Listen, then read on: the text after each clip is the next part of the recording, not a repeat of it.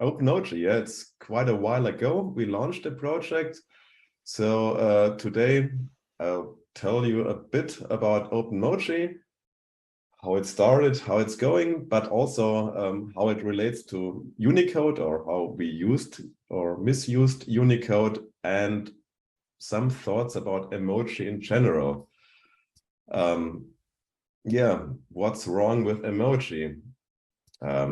I don't know. I understand why people like and use emoji, so maybe it's more about my personal issues with emoji in general.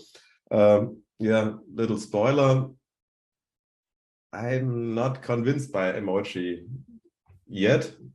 Maybe, yeah, maybe Charles Bliss wasn't that wrong. Also, there are far fewer people that use Bliss symbols than people that use emoji. But yeah, maybe we should have a closer look about what's laying there.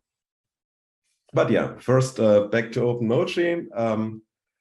Openmoji was a university project. I'm teaching in Schwäbisch Gmünd, which is in the south of Germany. Yeah, Martin Krampen was a professor when I was young.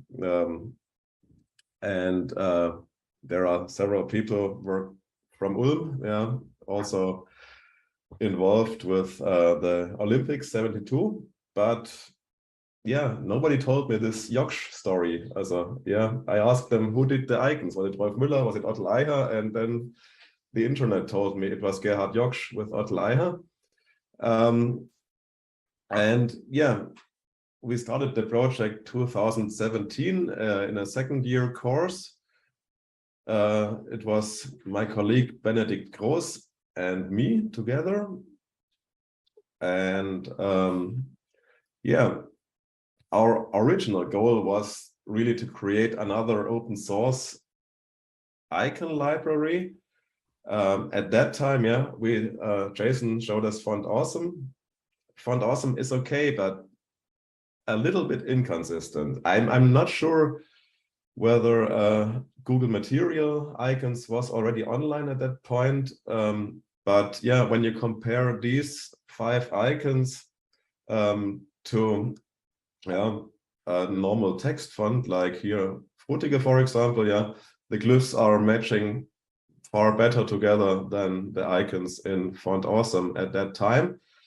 So yeah, our goal was to create an open source icon system, a consistent one with a high formal quality, optimized for applications in the courses at our university. Yeah, serious stuff here, information design, knowledge transfer, signage system, etc. But yeah, Benedikt, he's a little bit younger than me. He said, hey, come on, stop with this boring icon stuff. Yeah, we need to deal with emoji. And I was like, okay, yes.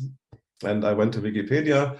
Wikipedia told me emoji has nothing to do with emotions or emoticons. It's just the Japanese word for picture character. So I said, okay, let's give it a try. We'll try to make a emoji system together with students, and when I'm lucky, they will turn out black and white like Helvetica, but yeah, didn't went that way. But before we started to develop a system, we had to train the students a little bit, and we gave them different tasks. Task 1 was, yeah, create a system of pixel icons for whatever subject you want. And yeah, Johanna, obsessed with coffee, made pixel coffee icons. Sophie, yeah, every pixel counts, dealt with animals. And yeah, then we improved, or how do you say, we made the tasks more difficult. Yeah, pixels in some sort are easier, but yeah, when you look at this, yeah, then you see when you turn to vectors, you have much more options and much more variables. And yeah, it's a bit like, I don't know, a 3-key piano and an 88-key piano maybe. And So the second task was to turn these pixel icons into vector icons. Here we see the coffee stuff again. And yeah, then we became even meaner, yeah, and told the students they should try to turn people, human figures into icons, not only man or female, but also man and female performing different activities. Yeah, and the last task before we started the project was to turn their colleagues into pictographic illustrations. And then we started to develop the system. And yeah, as you know, emoji, there's a whole bunch of them. So I just flipped through the tables and chose 36, how do you say, representative emoji, from very simple, like the heart or the heart and the arrow in the top right, to more meaner stuff here. Yeah, person on a bicycle, or yeah, animals are quite tough. And each student individually made his or her version of the set. And the funny thing is, yeah, here emoji as we know them, colored with shadings, etc. That's what we got. Sina, black and white. Kai, color, no lines at all. A bit blocky. Sophie, yeah, it looks like a bit like the old Windows emoji, but yeah, quite different. And Lisa, that was one of the favorite sets, yeah. I'm not sure, but I think she plays a lot of Nintendo. Yeah, it reminds me a bit of these Japanese Nintendo manga things. And yeah, and then we made a dot voting. Yeah, all the students put dots on the different designs, and yeah, they couldn't really decide. So yeah, they had to match 2 or 3 of these designs. I think it was mainly Lisa's and Sophie's. And we also tried them on small displays together with text. And yeah, then the tasks ended and the students had to work together. Also, yeah, Lisa and Sophie and 2 other students worked on the design guidelines, which was quite tough. They were really whining, yeah.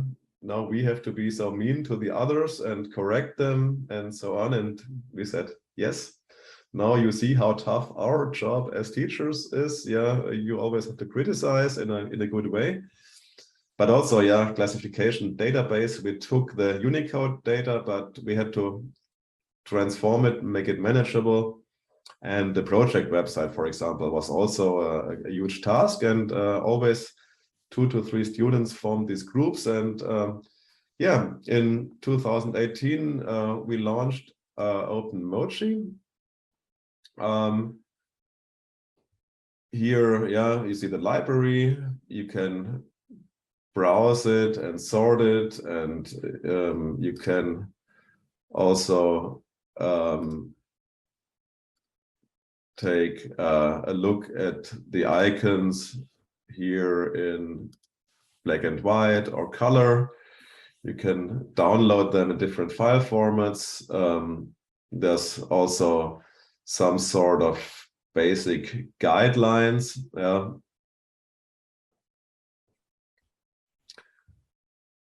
Yeah, what to do and what not to do, etc., until here in the end, yeah, file specification, layer structure, etc. We also made some samples. Here, for example, I like this one at the I like the fish, but also here in the end, yeah, emoji in information design, also a decent possibility. That's quite not that common yet. And yeah, we launched a project in 2018, and we got a lot of reactions, yeah, inputs and also contributions from many people around the globe. Wait, maybe 1 second. Ah, no, it's okay. Yeah, also I don't know how popular Archie Comics is, but they send us a lot of comics, so yeah, they are featured here. Yeah, you see, is it apes, aliens talking emoji? Funny. Yeah, all sorts of TV, whatever formats, yeah. Yeah, because at that time, the other emoji systems were really proprietary from Apple, and now Google is a bit more open. So there was no real alternative. And we also got new contributors. Liz from South America, she added some custom Openmoji, but also used here Openmoji for DataViz about the painter Bob Ross. And here, yeah, of course, Rodrigo, who shared and contributed the GUI icons. They modified them to Openmoji. And yeah, I really like the film. Maybe you can send a link later, as it's really brilliant, yeah. And yeah, it's an open source project.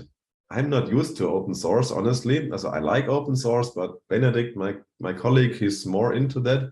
And he's really proud of the 2,500 stars. I don't know what it means, but yeah, some people deal with the project and forks. I think there are different versions and we have issues. Yeah, people are discussing about minor details. Yeah, the Openmoji iceberg floats in an unrealistic, unstable orientation. I don't know if that's by intention or yeah. And that's really interesting. Yeah, we got also many discussions about flags. Yeah, so we wrote a little text, no flags anymore. Also, and also controversial flags, yeah, about states where many people are not happy that they don't exist anymore. That's really, yeah, all about flags. Also, it's really amazing. What really drives the interest of people. And yeah, now further development, we made some improvements. Yeah, some German teachers complained, you don't want to put the children in the school on the left. Yeah, it's like a factory. So we made it a little bit more, yeah, livable. Yeah, it's an open source project. Yeah, no, it's like Wikipedia. Yeah, there are bad articles and good articles. It's not yeah, not Google or Apple quality yet, but we managed to make some improvements. I'm pretty happy that we managed to make a better egg. Yeah, that was really hurting, the one on the left. And yeah, next year we'll finally try to make a proper dark mode. Yeah, at the moment, the left version, they don't work on black, but I like the bold sticker style. So, and the good thing is it can be done with coding, 90%. So we'll improve that next year. And I think we'll also try to concentrate on the extras, all the stuff beyond Unicode. Because yeah, I also think we have to deal with serious topics, yeah, like climate change, social issues, etc. Yeah, and Benedict is doing a project about artificial intelligence. Yeah, that will be a nightmare to turn all this abstract stuff into Openmoji, but maybe there will be some AI in Openmoji. We'll see. And yeah, that brings me to Unicode. Here, extras Openmoji, we're beyond the standard Unicode emoji range. Yeah, I think you all know what Unicode is, but just a brief recap. Yeah, it's an international standard. for all characters and glyphs in all different writing systems. The goal is to eliminate the use of different and incompatible encodings in different countries or cultures. And yeah, they succeeded. They did a brilliant job. I love Unicode. It's divided into blocks. Here is the block basic Latin, for example. Each character has a distinctive number. Also all sort of more complex scripts, like here India, Devanagari, or also CJK, China, Japan, Korea. And they also have some symbols and pictographs and emoji in these encodings. Also very useful. Hi, Father. I need a rabbi, and you're the closest thing I've got. Oy vey. Here's a question. Okay. So Anna, we can hear you. no problem. Yeah, and there's a little explanation for all these icons. What do they mean? So yeah, not bad. The problem is there's one block for emoji, but several blocks, different Unicode blocks for icons and symbols. And yeah, that's a bit annoying, I think. To be honest, yeah, it reminds me a bit of an untidy drawer. Miscellaneous, yeah, it sounds like not good. I think Unicode does a brilliant job concerning language systems, also emoji, yeah, although I don't fully get every decision. Good job, but yeah, I'm not really convinced with icons and symbols. There are basic things missing still. We heard it yesterday in the talk from Jennifer Aidley. Yeah, there's still no table. And yeah, I didn't check the whole book, yeah, basic by isotype, but just a random double-page spread. I don't know, 7 or 800 most common English terms, yeah. Very few items encoded in Unicode. At least we have a window in emoji, yeah. It arrived in 2020. We also have other stuff, yeah. Different bottles on the left, and we have the face of a boy and the face of a girl on the right, but no boy complete and no complete girl yet. And the different bottles, yes, cool, but yeah, why is there no generic bottle or even a vessel for everything? Yeah, where are the basic things? I don't know. We can write a list. Yeah, I asked the question to Paul Davis in a Unicode conference. They would be happy to receive a list with the basic things missing. Yeah, maybe it could be a nice project to just flip through all the basic English terms and say, hey, these are missing. But yeah, maybe the problem lies a bit deeper. Emoji or icons in general, I don't know. Taxonomy, yeah, it gets very tricky here. Yeah. It's no problem for me to make an icon for ice cream or an emoji for popsicles, but yeah, when I think about a generic symbol for ice cream, I'm a bit lost. Yeah, and ice in general, a snowflake. Yeah, you see, also there are areas where it really gets tricky, and on the other hand, yeah, when you go to all the variations of ice cream or whatever, yeah, you can get countless branches and where to end, yeah, infinity is the limit. So yeah, it would be really nice to have some sort of universal icon systematics. I think Henry Dreyfuss really showed us a nice example of what is possible.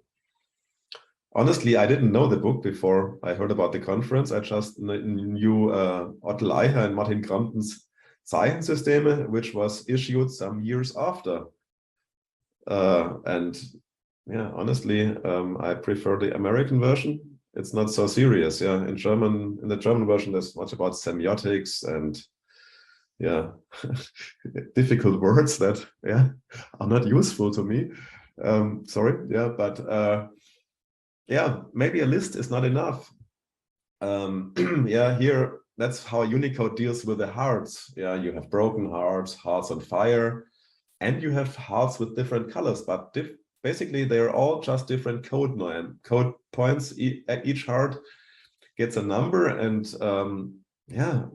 when I want a green heart on fire, then I have 20 numbers more. It doesn't really work for components. So maybe it would be quite cool to when there would be a database in an ideal world, it would be cool to have features, variations and derivates of things. The heart can have other components with it in icons. The heart can be combined with arrows or with a ribbon, or it can be on fire. It can be sparkling, glowing, whatever, and it can have different colors. And maybe we even need more samples. I'm also having troubles with gender neutral icons.